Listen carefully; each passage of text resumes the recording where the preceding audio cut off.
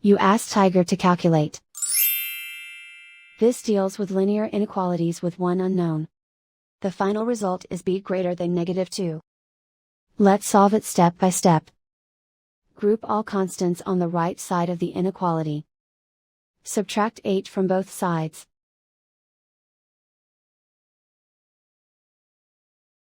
Simplify the arithmetic.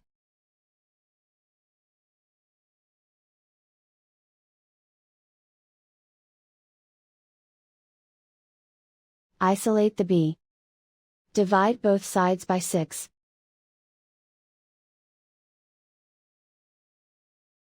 Simplify the fraction.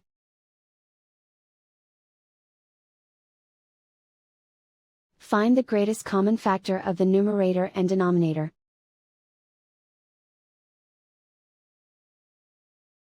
Factor out and cancel the greatest common factor.